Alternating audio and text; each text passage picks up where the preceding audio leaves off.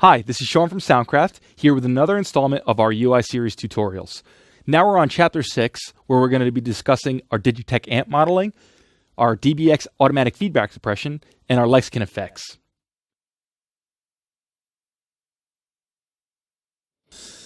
So then finally we have the Lexicon effects. So the Lexicon effects, I'm just going to go to channel 1 for instance, and go to the effects ends page.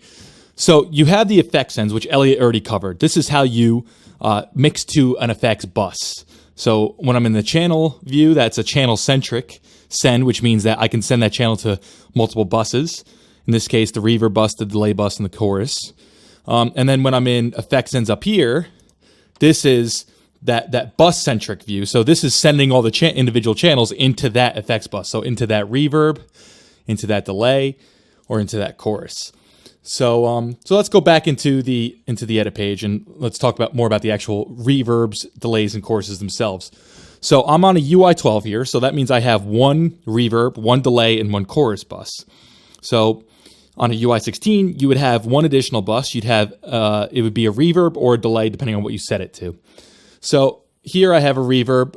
We have tons of presets in here. So large halls, medium halls, small rooms, plate reverbs, cathedral kind of stuff. So you can use the presets, but what if you want to do your own kind of sound design and your own kind of settings for the reverb? So let me go into what these things are. So if I click reverb here, it'll refresh that. If I click delay, it'll show you the delay settings there. If I click chorus, it'll show you the chorus settings. So let's start with the reverb. So again, you can select a preset or you can set your own parameters. So let me explain what each of these are. The time is the reverberation tail. So this is like the decay of the reverb. So a larger number will make it sound much bigger because it'll have a longer decay tail. Whereas when I bring this down, it'll sound like a smaller kind of space. So watch, if you see I have large space, it was set really high. If I set it to like a medium hall, for instance, see it's much smaller now.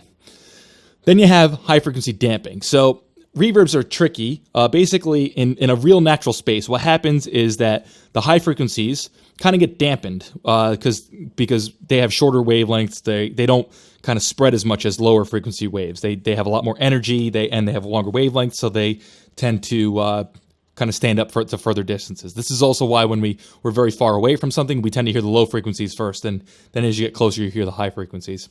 So what the damping does is the amount of high frequency that you're kind of squashing, lowering to make it sound like a more natural reverb. So that's a kind of a tricky thing to set. You really need to use your ears to kind of set that really well, or use the presets. Then you have bass gain. So what the bass gain does is basically these reverb algorithms. What tends to happen is sometimes the bass gets a bit weakened in the algorithms because the low frequency energy, it just sounds like mud. So what they do is they kind of get rid of some of the bass so it gets cleaner, but you can add that bass back in afterwards, and that's what that control does.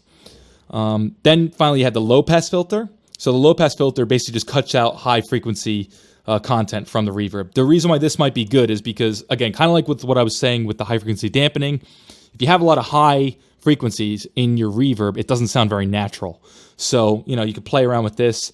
So if we go to the large space, for instance, see, it's on 22 kilohertz. But if I go to close up, for instance, this will be a bit lower because to sound closer in, it's a trick of frequencies that you can do. You can kind of low pass something, makes it sound a bit closer to you.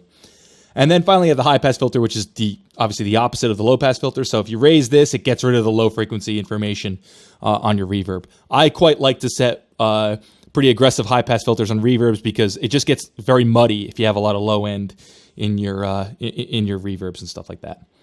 So that's the Lexicon reverbs. Then we have the delays. So again, same kind of thing with the delays. First of all, you have a tap tempo here. If you want to do a tap kind of thing, you see the BPM changing. You also have that here if you wanted to do that. And then you can also press and hold this and just enter a BPM if you want. Good old 120, for instance. There you go. So now that's in. But let me go back to the delay. So again, you have tons of delays here. Both you can make your own presets as well, or you can use the factory presets like a basic slap delay, for instance. But again, if you wanted to set your own sort of delays, here's how you can do that because you have controls for that. So I already showed you how to tap the tempo. Pretty handy to really sync up with what the band is doing. But you also have manual time delay lengths as well. So you can do it based on milliseconds, or you can do it based on length subdivisions. So, if you can do it in 3/8 or 1/3 triplets, you could do quarter notes, so on and so forth. And that would just be a division of the beats per minute. Then you have the feedback amount. So the feedback amount, basically, it controls the number of delay repeats. So it creates, a series of repeats which are each slightly lower than the previous repeat, and that's what gives it the delay. Something like or something like that. So basically, the feedback percentage is how many times you want it to repeat and how much attenuation there is after each repeat. So obviously, 100% would be very, almost infinitely long, and an amount lower is a bit more natural. Then similar to the reverb, we have a low-pass filter. So the low-pass filter just, again, cuts the high frequencies, which can help kind of clear up the mix, and it makes it sound more distant, too. The more aggressive you are with the low-pass filter, the more distant it will sound, the repeats themselves. So that's a good way to use that. Finally, you have the chorus. So the chorus is simple. It only has 3 controls. Again, you have tons of presets. So, Alien Encounter, which makes it sound really crazy to a slight sense of ambience, really wide stereo chorus. Play around, see which one of the presets might work for you. But again, if you wanted to make your own, here's what the settings do.